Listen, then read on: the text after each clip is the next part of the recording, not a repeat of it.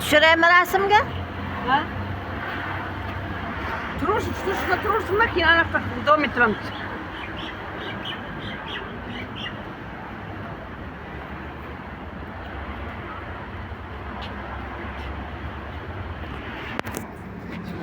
Turursunuz. Şunun üstüne yürüyün. Hayır alamız.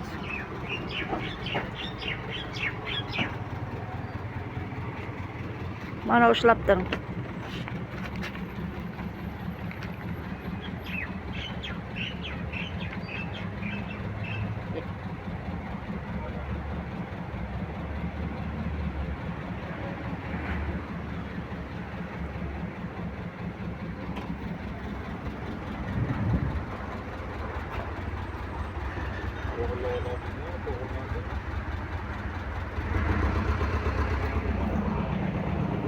Bunu kaçırdan alamız.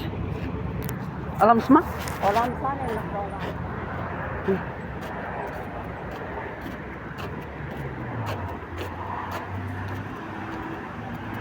Getir resmi.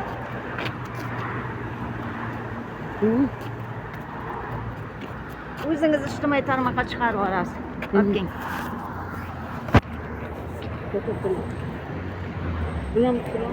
Menga bering ushlab turaman.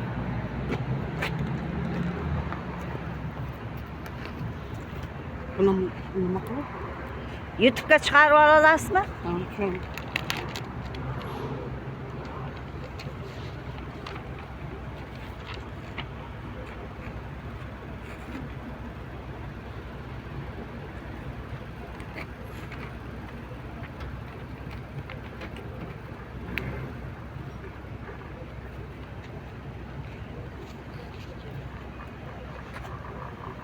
O'zbekiston Respublikasi Prezidenti Shavkat Miromonovichga, Sudyalar Oliy Kengashi raisi Xalmumin Yodgorovga, Prezident administratsiyasi rahbari Saida Mirziyoyevaga bir necha bor video murojaat ariza tashlagan bo'lsam-da, haligacha natija yo'qligi sababli, sarson bo'lib yurganligim sababli Yodgorovni gapiring, Yodgorov. Oliy sudda dilim ikkala tartib tartibidagi shikoyatim ko'rilishi kerak bo'lsa, rad javob berayotganligi sababli sudyalar Oliy Kengashiga kelib turgan bo'lsam-da, hech bir sudya qoniqarli javob bermayotganligi, buning orqasida Xalmumin Yodgorov borligi, hech bir natija bo'lmaganligi sababli davlat bojining 600-qaroriga asosan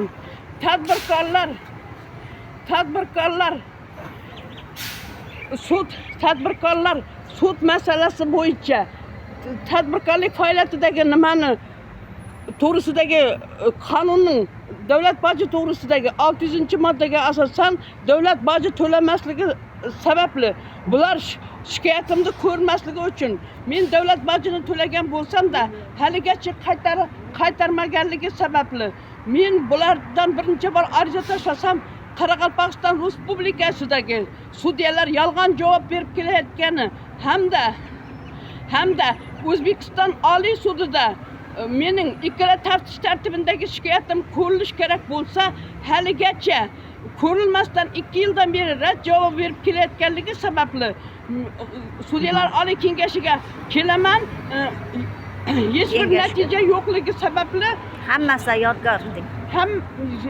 Hammasiga sudyalar Oliy Kengashi raisi Xalmumin Yodgorov sababchi bo'lib kelayotgani, sudyalar noqonuniy harakatini qo'llab turibdi. Sudyalarning noqonuniy harakatlarini qo'llab-quvvatlayotgan Xalmumin Yodgorov bir necha bor video murojaat chiqardim ham, ariza tashlasamda sudyalar ustidan nima uchun mening ikkala taftish shikoyatim qaytarilib kelayotganligi to'g'risida ularga bir sudyalar ustidan hech bir nima ish ko'rmaganligi sababli hamda sudyalar Oliy Kengashi raisi nimaga sudlar bilan uchrashasiz dedim. Borasan, sud bilan uchrashasanda natijasi yo'q. Yana Baxtiyor Isomovning qabulini men birinchi bor so'rasamda, menga portalga xalq qabul nimasiga chiqib, menga prezidentning ishonch nomeriga chiqib so'rasam da haligacha natija yo'qligi. Meni video konferensiya orqali uchrashdi dedi. Boshqa dedi, hech bir Baxtiyor Islomovning qobilida bo'lmaganman. Shuni tashkillashtirib berishdi. Hamda mening konstitutsiya huquqimni poymol qilganligi sababli mening o'z haq-huquqimni tiklab berishdi. Sizlardan amaliy yordam so'rab qolaman. Ketdik. Anahtarlarımız.